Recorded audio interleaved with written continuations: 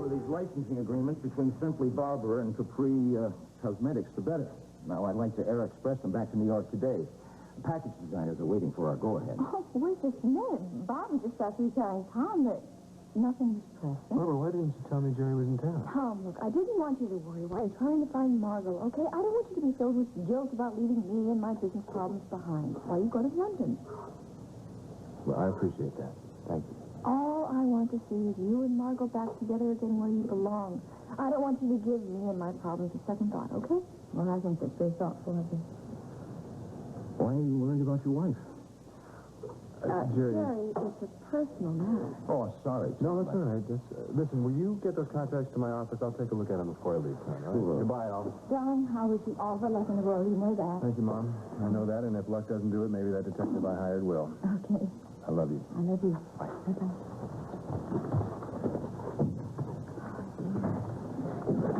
I am so worried about Tom. Well, Tom looks a hell of a lot better today than he did the last time I saw him. Now, Jerry, just what do you mean by that? Honey, if you don't feel up to talking to the police today, just say so. I don't know. How do you feel about it, Tim? Well, I would just assume get this whole thing over with, but I suppose since you're going back to class today, let's postpone it for a day or two. Whatever you decide is okay. Just tell me and I'll call Munson. Let's get this over with. I'm sure that they're going to ask you some explicit questions about Douglas trying to attack you. How do you know? Well, that's what triggered everything.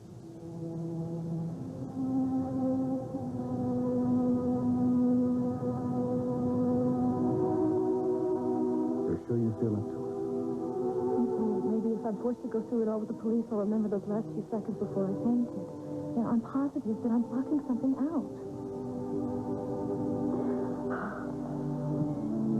You dead? What's it going to take to make you realize you can't cover things up here? Another heart attack? Now, you got a second chance, and I'd hate to see you blow it.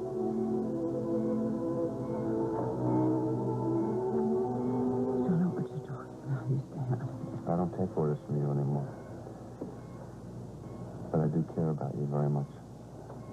When you come back and you work with me.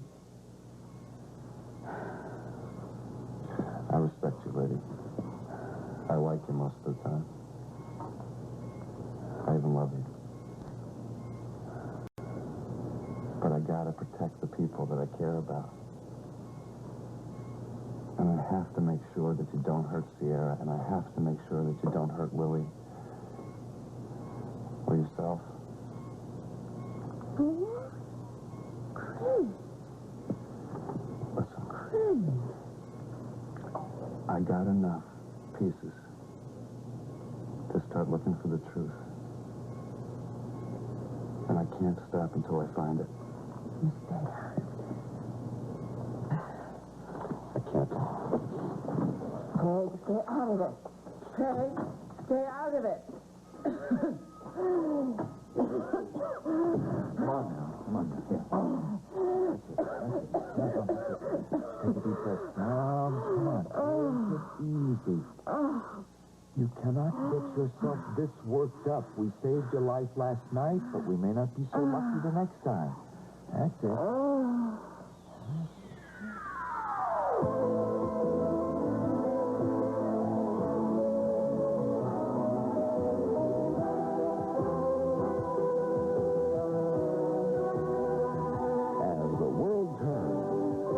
Portion brought to you today by Totally New Pampers. Helps keep your baby dry from top to bottom. And by Spick and Span Pine. Clean toughest bathroom grime, or our name isn't Spick and Span.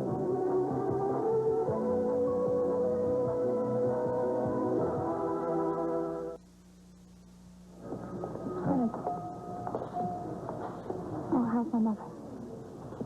Well, she's weak, but she's still kicking. It's going to take more than a car accident to keep her down for long. I'm glad you two are trying to patch things up, you know. Thank you. I think I'll go in now. Tell me you don't have to wait. I want to, darling. I'll be here.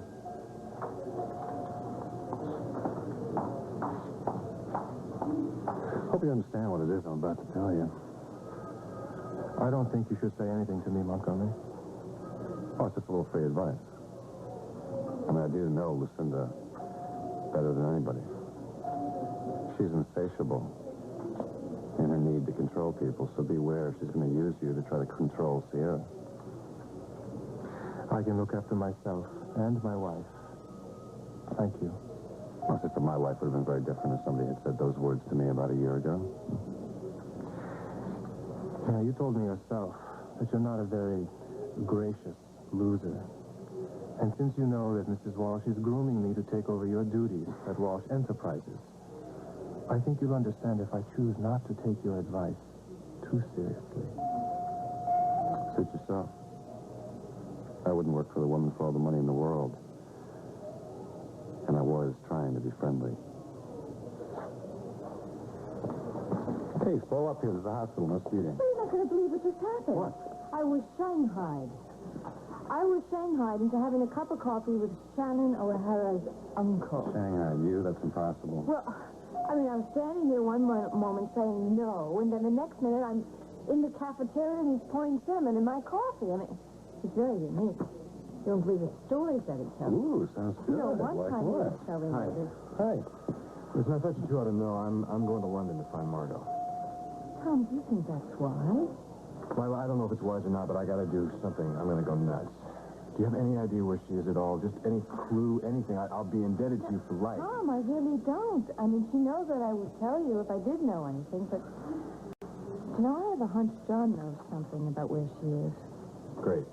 John would rather submit to Chinese water torture than tell me where she is. Well, I'll see you later.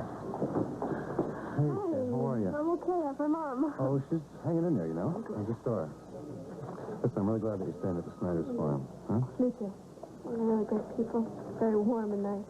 Well, you're easy to be nice to, which makes you very proud, you know. Listen, Sierra's in with your mom now, but you can go in and see her in a couple minutes, okay? Frank, do you think maybe there's a chance? I'm afraid not to. Oh, I'm sorry. She's more relaxed now, Doctor. Let's make this short. I don't want her excited. Please? Hi. Are you in much pain? Only when I see John. I'm so glad that we can have a laugh, be close. Yeah. Well, let's just take this slowly. You know, I do hope that someday soon you'll tell me what kept you from acknowledging me as your daughter. Lisa, I want to talk about that remark that Jerry made about Tom. You remember the night of the premiere? Mm-hmm. At the party afterwards, there was champagne flowing fast and free, and well, Tom had too much to drink, remember? Oh, yeah. I do. Seemed like it was the day after that Tom had, Tom and Margot began to have their problems. Well, yes, and all their problems stemmed from the fact that they never saw enough of each other. Tom came home right after the premiere, and Margot had flown off to the state capitol. I mean, how do you know that? Well, I think I checked in with my office. They are swamped with reorders and Simply Barbara, and more coming in all the time. Oh, you say you're talking to Jerry. I'll get that. Jerry, I thought you were not going to mention that night that Tom passed out and you had to put him to bed. Yeah, but you told me not to say anything to Tom. I didn't think it would do any harm kidding with Lisa. I want you to forget about everything that you saw and you heard that night. Do you understand? Done. Say, are you enjoying this fortune we're making together? Yes, I am. And don't forget, you take 30% of that fortune just for manufacturing my designs. And Tom will be renegotiating our contract next year, remember? You don't miss a trick, do you? I try not to. Oh, Robert, I have never heard Tom so frustrated in all my life. He's just talked with Lila, and she is convinced that John Dixon, that dirty John Dixon, knows where Margot is and how to reach her, and he will not give Tom the time of day. Does John know that Tom's planning on flying to London? Oh, no. And he mustn't know. Because why, if he knew he would be off to London like that, he'd get that girl and grab her off and take her to Siberia. Oh. Lisa, can you cover for me a little bit later today? I think I'll go over to Memorial and see how Lucinda's doing.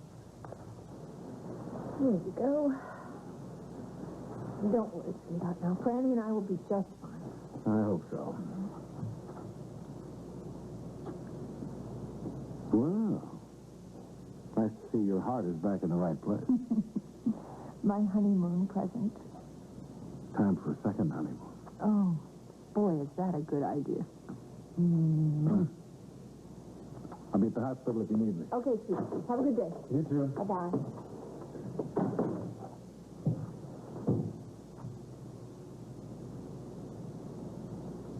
Marcia helped me. She sent me to Dr. Strauss, and he told me to go on that cruise where I saw you again, where we went for a walk up on the deck and you were singing, and you know, I knew then that it was fate.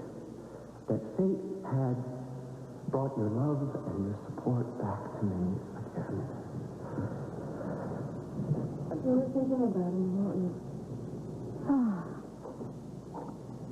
Yes, I was. No matter how hard I try, the memories just keep flooding back. I know. Last night I kept hearing him say that he still loved me and that he'd never let me go. Oh, Douglas is dead, and he can never touch either one of us ever again.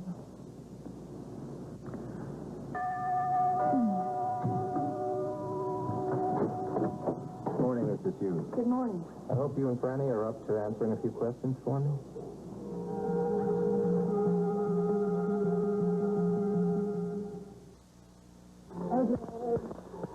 Did these flowers die already? I'm going to call Pearson's and have them sent over some brand new. No.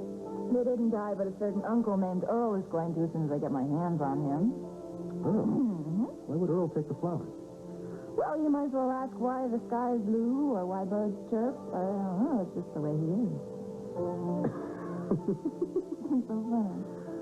I'm picturing Earl with the flowers tucked under his arm prancing down the street. Morning. You picked out a date for our wedding yet?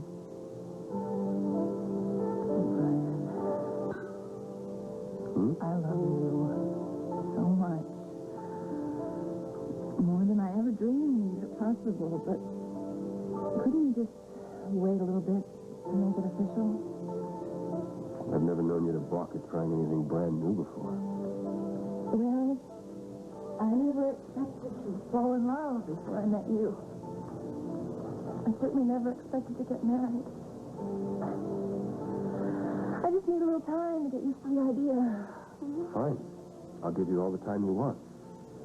As long as that's the only reason you're stalling. Well, what other reason would I have? Who knows? Who knows what goes on inside that kooky little head of yours? Remember, patience is not my strong suit, all right? Yes, sir.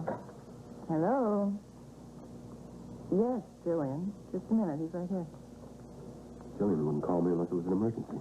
Yeah, Jillian, what is it? When? No, I'm on my way. Get me on the next flight to New York, will you? Right away. Yeah, thanks, bye. Kirk was just rushed to the hospital with an emergency appendectomy. Oh, my God. I want to be with him. I better call Jay. You want to go along? No. There's too much stuff I have to do here. Besides, it'll give me time to think about our wedding, and I can have a date all set when we come back. No answer. Oh, okay, there's no sense fighting against myself. Save the goodbyes for later. Bye. Bye.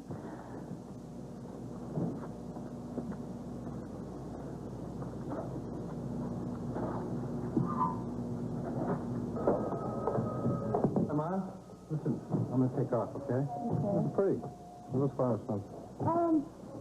Shannon's uncle. Remember the one I took? Oh, never mind. Listen. Do you think that Tom knows what he's doing by running off to London? You have a better idea? Well, it's just that I know your sister, and if she's not ready to face Tom, he could make it worse. I think it's worth the risk myself. I mean, if I had done that with Sierra, I got to stop thinking like that, you know? Oh, Craig, I hate this to be relentless. That's all right. Hi. Hi. Craig, Sierra said I might find you in here. Hi. Listen, I've got to get John. I'll be right back. Okay. So, you excited about starting work tomorrow, huh? I I don't know how to say this, but I think you may have to find yourself a new assistant. Can't resign. I haven't Well, started last yet. night, Steve overheard what we were saying on the porch. And, So what? Well, he took it the wrong way, and when I tried to explain it, he just wouldn't listen. He just thinks that you have ulterior motives, you know.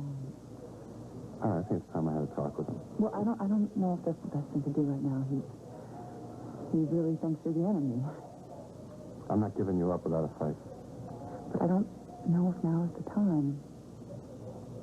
He's crazy. He left the house ready to kill this morning. Waiting only makes things worse.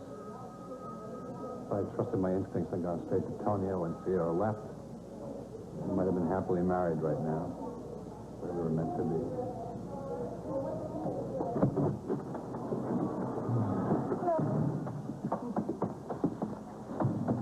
Well, so what put you in such a good mood this morning?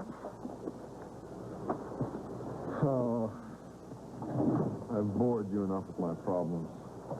Did you and Betsy have another argument? Yeah. About Craig. Can you believe that she's going to go work for him now? You know, Steve, this is really none of my business, but actually your wife couldn't be more in love with you, and Craig is still carrying a torch for Sierra, so I really don't think you have anything to be worried or jealous about. You know, I'm doing Chicago tomorrow for those meetings on the new job, and if Betsy starts working for Craig, then I can just kiss all the plans that I had made for our trip there together. Goodbye, you know? It's just... Oh, I know you're a little disappointed, but I mean, there's going to be other trips. And besides, I think this job is more important than a few days in Chicago, you know, to Betsy. Well, why does she want a job if she's already getting everything that she needs? I don't know, maybe she needs something more than just being a wife and a mother now. I really think that you just ought to respect these feelings and encourage her in any way that you can.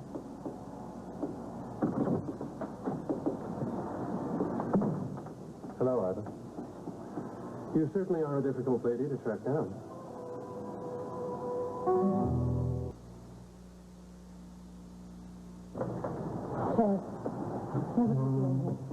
Well, I couldn't get you to come to Chicago to see me, so I came to see you. Took my driver hours to find this godforsaken place. I think you should have saved yourself the trip. Mr. Andropoulos, nice little place you've got here. Yeah, we like it. I must say I give you credit for keeping your crews working in this icy weather. Certainly makes me appreciate L.A. Mother Nature's much kinder to us builders out there. Well, with earthquakes and mudslides? Do you mind if I talk to Iva alone for a minute? It's okay. I'll be right outside. You need me? Yeah. Well, now that we're alone... Why did you come? Well, I was about to leave Chicago, and I couldn't fly back to L.A. without seeing you. I'm not going to change my mind. If you really mean that, Iva, I will go peacefully, and I hope you find somebody that makes you as happy as I want you to be. Excuse me if I don't believe that line. What's this? My final divorce papers, with Helen's signature. Now, I give you my word there will not be any bloodshed at all, okay? I'm sure I can get through to Steve. Will you trust me? Well, I trust you. It's just Steve that doesn't. Well, I'm not about to lose my best assistant on a technicality like that. Come on. Craig? John? Betsy? Look, I'd like to talk to you a little later. I want to get in touch with Tom before he leaves. Yeah, I'd like to talk to you later, too. Okay. Excuse us.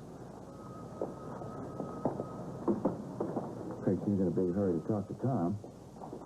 Well, yeah, Tom's giving him some advice on a new business deal. Why would he want advice from the guy who seems to be making his sister's life so miserable? John, Craig and I happen to believe that Tom is innocent until proven guilty, all right? Now, is there anything else that we can get? Yes, I want you and the rest of the nurses on staff here to remember that Miss Walsh is to stay relaxed and calm and... Yeah, wish us luck. The nurse told me that Lucinda was going to be in here. She's not here now. She won't be till later. Here, let me take her. Thank you, Laura. Is she going to be able to have visitors? Yes, she'll have a few visitors later on this afternoon. Well, John, I guess that Tom's finally going to put things right with Margot and discredit all your nasty little lies about me. How's he going to do that when Margaret's in Europe? Oh, John, surely you've heard that Tom's hired a detective to find her. Oh, and you know Bob's sister Penny? Well, Penny saw Margot in London. And Tom's on his way over there right now, and he's not coming back without her. Hi. Oh, hi, darling. Is Dad still here? No, he's at the hospital. If you have time, could you stay? I think Frank could use a little help. What's Detective Munson doing? Oh, he's questioning us about Douglas's death. Morning, Hal. Tom, how you doing? How you doing, kiddo? Okay. Tom, I want you to know that Tim and Franny have agreed to be in question today, and they are aware of the fact that this session is being taped. You don't mind if I hang around, do you? No, there's really no need for a lawyer present, but... Just consider me a member of the family. Okay. Franny, you said you went into the master bedroom to try to convince Doug to fly Tim back home. Can you tell me why you were wearing a dress that belonged to his first wife? Yes. After I showered, the only clean clothes I could find belonged to Caroline. You weren't trying to confuse Doug by walking in like that? What? Hal, I don't know if I understand the intent of that question, but I'm not so sure I like it. Bear with me, okay? Franny, now, let's take it from the time that you opened the door. What happened? Doug was lying on the bed. I went over to him. He was surprised to see me. I lied, and I said that we could still have a life together, but he had to fly Kim home first. He thought that was a trick. He wanted me to prove that I was telling the truth by making love to him. He actually used those words? Yes. Now, I don't want to embarrass you, but I need to get some personal information, okay?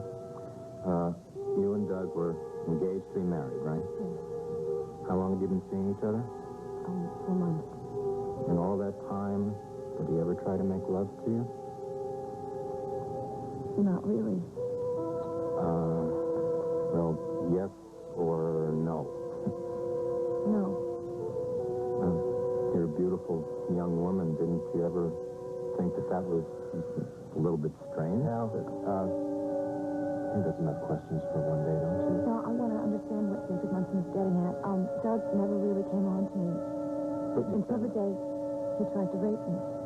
You spent all that time alone together at his apartment above the restaurant, and then you got engaged?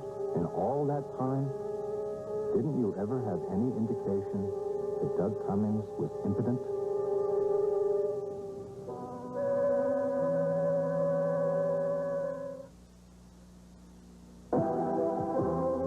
This portion of As the World Turns has been brought to you today by Jif Peanut Butter. For a fresh peanutty taste, Choosy Mothers choose Jif. And by our moist, delicious baking mixes from Duncan Hines. We'll continue with part 2 of As the World Turns in just a moment.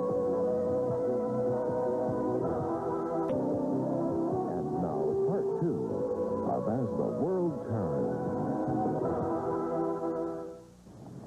Did Marcia tell you that? She's lying. I'm sorry, Franny. I didn't mean to get you so upset. Well, you did. Franny, we got all Doug's medical records up from Houston that corroborate Marcia's story. Doug Cummings was impotent since puberty. No, I don't believe that. That's impossible. You just told me that he never tried to make love to you. That's because that he knew that Kevin had hurt me. He didn't want to put any pressure on me. He said that we'd wait until after we were married. How do you know that just wasn't another excuse? Because we had very intimate, romantic moments. There were times when I knew that he wanted me. I didn't imagine that. Franny, come here. Sit down. Look, Doug was a master of deception in a lot of ways. Is it possible that he deceived you in this way? No, I would have said something was wrong, and I didn't. Let's go back to the time that you were alone, together, in the bedroom. Are you absolutely certain that the attack was sexual? Yes. Can you be more specific? Exactly what did Doug Cummings do to you?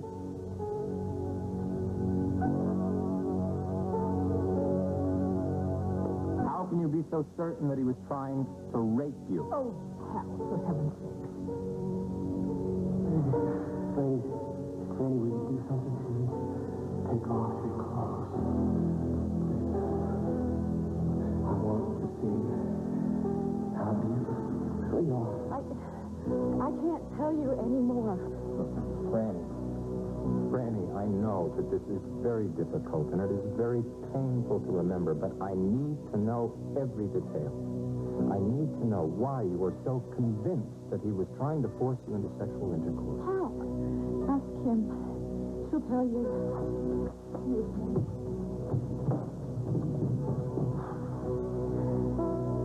So you're not to worry about anything. And I'm getting moved today. Oh, good. Oh, yeah, I'll be home before you can say Jack Frost. Good. Jack Robinson. Is it Frost? Yeah. Okay. And I want things to be completely different with us when you come home, Mom. All right. Yes, dear. I'll certainly try. You know, I think part of the reason I've been so confused about things lately is because I haven't had a family really to talk to. I just want to be honest with each other, okay? No secrets, please. No more secrets. Like the Snyders, for instance. Oh, the Snyders. Yeah. Well, come on, clue me in. How do they act? Well, they say what's on their minds. First of all, they argue a lot, but it's healthy, right? It's no big deal for them because they know that they love each other, and that's the most important thing, right? Sounds more and more like the Waltons. Yeah, it's like the Waltons, but it's healthy. It's more healthy the way we do things around our house, building up all those things inside of us till they explode. Gosh, is that what we do? Yes, we do, and I picked it up from you. No. If I'd grown up in a house like the Snyders, I wouldn't, I don't know, maybe I'd feel more secure or something. Right now, I don't even know who I am, what I want. What can your mother do to help you, darling? Well, for starters, since you're talking to Sierra again, I'd love her to be part of our family. Oh, me too. You're not jealous of her? No, I'm only jealous of Sierra because you spend so much time with her. I couldn't bear the thought of sharing it with anyone. Gosh, what a very grown-up thing to say to me. Thank you. And I want you to spend more time at home, okay? No more long weekends at the office and 24 hours a day. Okay? Oh, you got my life all planned out for me, huh? Give me a kiss. Oh, I love you. I love you. Spend more time with your daughters or what? Oh, I guess I have to, don't I? By the way, I want you to ask the Snyders, ask the Waltons. What I owe for you and the boy. Mom, they're not going to take handouts from us. They're very proud people. Sure. And Holden takes my nasty money. Speaking of Holden, what's the part of you schemed about his good? Really, I don't scheme with stable boys. He does as he's told. What could possibly be in Lucinda's medical file that's frightening me so much? Dr. Dixon? Yes, operator. Long distance, London? Yes, I did. Hi, Margot. How are you? Good, good. No, I'm just fine. I'm fine. Oh, I love you too, babe. I do. I miss you. No, I haven't given the number to anyone, believe me. No. No, you got to trust me on it. Hey, listen, kiddo, the reason I'm calling is I've heard that Tom's thinking of flying over there this afternoon. Well, believe it or not, Bob's sister, Penny, spotted you somewhere. Yeah. And here's another thing. I understand they're hiring a private detective to try to track you down. Well, I'm positive about it. Well, I can get those papers signed if you get them over to the office. So how's Franny? She's still very upset. You know, right before she went upstairs, she said, ask Kim. Can you tell me what she meant by that? I suppose she meant that I could tell you more about the attack because I walked in on it. Well, maybe you can help me understand Franny's story. If the man was impudent, how could she think that he was trying to rape her? You know the kind of physical condition that Doug was in. He had no problem overpowering Franny. He terrified her. He threw her down on the bed. He begged her to make love to him. He ripped her dress. When I walked in, he was on top of her, on the bed, and attacking her. What the hell else would she think it was? Kim, I'm going to need Dad's signature on some papers regarding Doug's will. Could you have him come by the office so we can get it taken care of before? Why don't I just call him now? All right. Listen, then I'm going to take off, all right? Oh, if I don't see you before you go, good luck on your trip and have a safe trip. I will. Where are you headed, Tom? London. My wife. Margot's really something special. Will you give her my best? Sure. So, did you get all the answers you need? For now, anyway.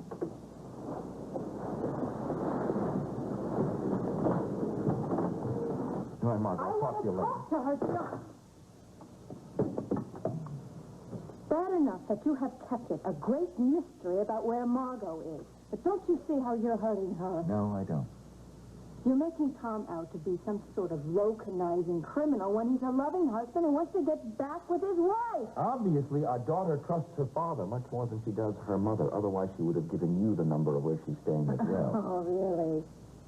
Well, I can see Margot's going to learn it the hard way, because any fool who trusts you is going to get hurt. Margot will get hurt. Who do you think is murdering? Guess I'm interrupting something. No, please, come on in. Not at all. Excuse me. What's wrong with Lila? That's me. Listen, I heard you were looking for me, and I wanted to congratulate you. The job you did on Lucinda Walsh saved her life. Thank you. Listen, I got a call. Old professor of mine up at med school. Telling me about a very smart young doctor they've got up there. He's doing his residency in some small New England hospital right now. Well, he's kind of in the same boat I was at his age. He has no money. He's got no pull to get himself a good spot. I was wondering, what could we do for him? Oh, John, the cutbacks in the intern-resident program. Really, at the last budget meeting, we don't have enough funds to bring anybody in at this point. Will you bring it up with the board?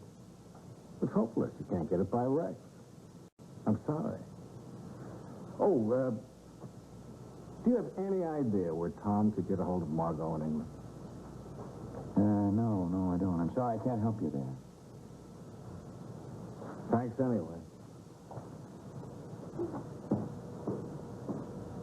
I'm about as sorry as I am that you can't honor my request. So. Finally did it, huh?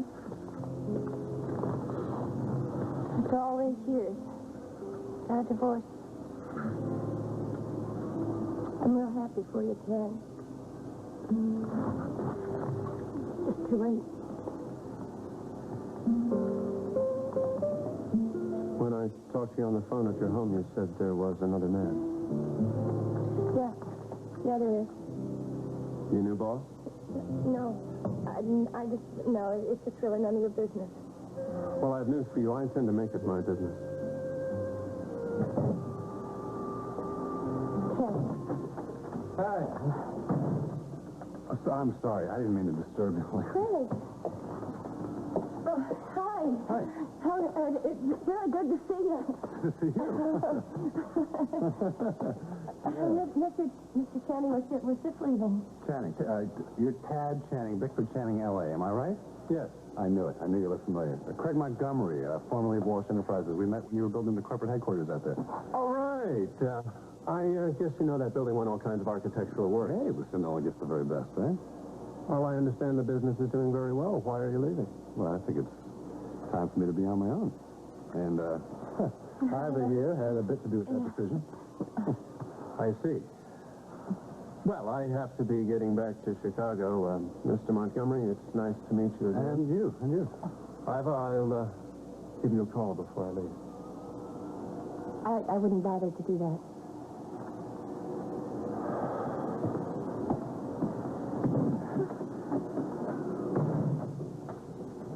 Okay, I'll bite. What's going on?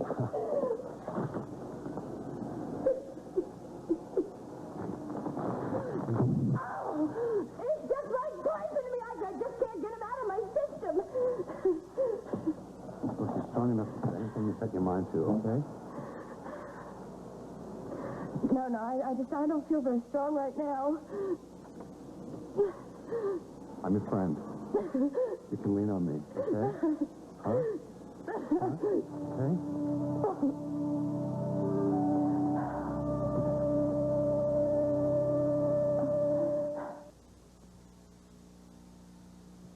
Betsy, I hope at some point you and Steve will come by and have dinner with us some evening.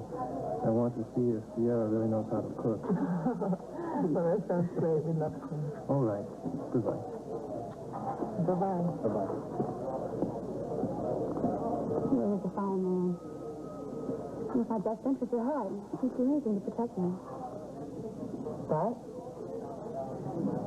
Well, there's a lot of old world values and ideals that he brought back from Montoya. Especially when it comes to how a husband and wife should act towards each other. Well, Sierra, I've had my share of those problems with Steve. I don't think there's anything more macho than a traditional Greek male. Except perhaps a traditional Latino. Oh, boy. You want to talk about it? It's not really easy for me. Pete, tell me if you that a wife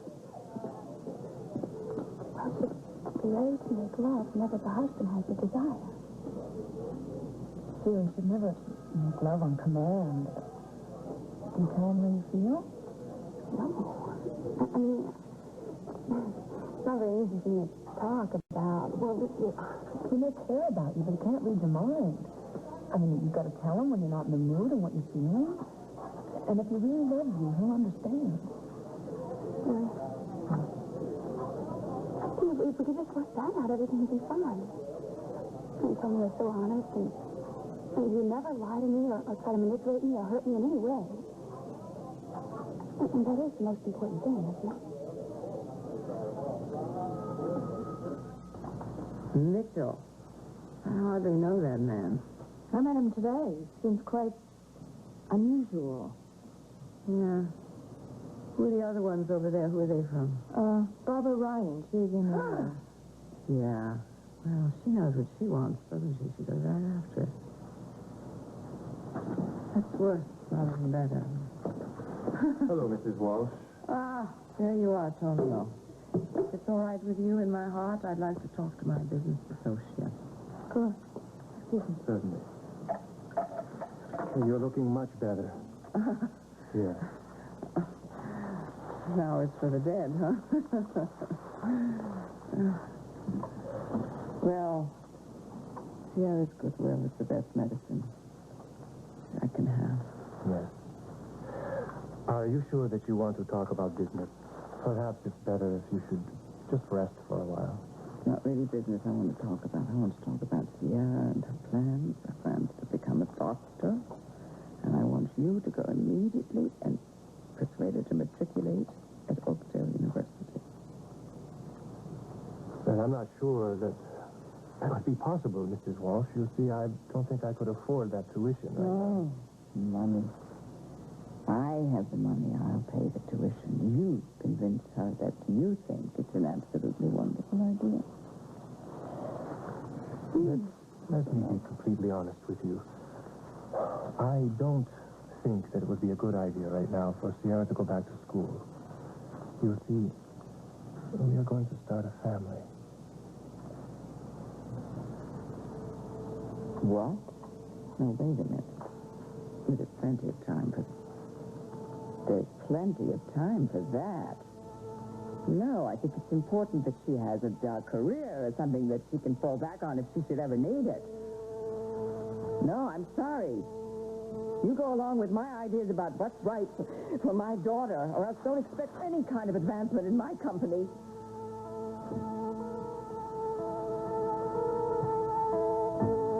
Well, I didn't design that. Barbara, is Lisa around? I've got to talk to her, and my plane leaves in an hour. No. She's out having coffee. It's very helpful. Well, where are you going, Brian? New York. Kurt ended up with an emergency appendectomy. Oh, no. I haven't been able to get a hold of Jay, and I wanted Lisa to leave him a message. Listen, why don't I go with you? What? Why? Well, don't you remember the last time we were going to go to New York? We had to cancel our trip because of Shannon's cute little lad. Yeah. It's something. It's here. Oh, Lisa. Hey, I promised Tom that I'd get those documents over to his office right away. Brian, what are you doing here? I don't want you to be upset, but Kirk ended up in the hospital with an emergency appendectomy. Is he going to be all right? He's fine. They took him to New York Hospital this morning. I don't know the details of his condition, but as soon as I speak with his doctor, I'll call you and let you know. Poor baby, give him my love. I will. I haven't been able to get a hold of Jay. Will you call him and tell him the news? And also try to get a hold of Shannon for me. I've been trying to call for the last hour, and there's no answer on the phone. To tell her I'm sorry I wasn't able to say goodbye. I'll do it. Jerry, we're going to try to get on the same flight that Brian's on. We'll get to New York. We'll find one of Tom's contacts. We'll have him negotiate the agreement. So get back to the hotel, pack your bags, and meet us at the airport in an hour. Come on, Jerry. We'll walk that way. Have a safe trip. Bye. Goodbye. Is it me, or is Barbara acting a little strange this morning? No. Barbara's a little strange. I mean, she has never done anything without Tom's advice, and now, why this all of a sudden? Well, mine is not the reason why. At least not with my hottest new designer. Well. Besides, they're all a little crazy anyway. Goes with the territory. See you, Lisa. Okay, Jerry. Bye-bye. Hi. Lisa. Oh, Shannon, Brian's around here. No, he's not. You just this minute missed him. Oh. He's been looking for you. Yeah, well, I've been out. Did Jay go to New York with him? No, he went with Barbara. Thank you. All right, you know where I'll be in London if you need me, right? Why don't you concentrate on finding Margot and bringing her home? Well, man, I want to think that's possible. What do you think? Well, son, we're all human. We've all done things that we're not very proud of. I think if you can show Margot how much you love her, give her some time to regain the trust that I guess she's lost, it can work. Awfully odd, Dad. I was very drunk that night, but I have no recollection at all. It's like a blank, one big blank. Yeah, Alice. Who? No, I'll talk to her. Sure. No, Ambrose Bingham, that's Lucinda Walsh's attorney. Nobody wants with me. Ambrose. Yeah, hi. What can I do for you? What?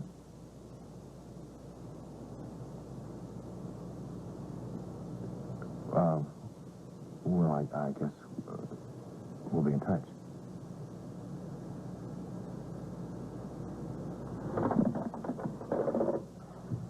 What's wrong?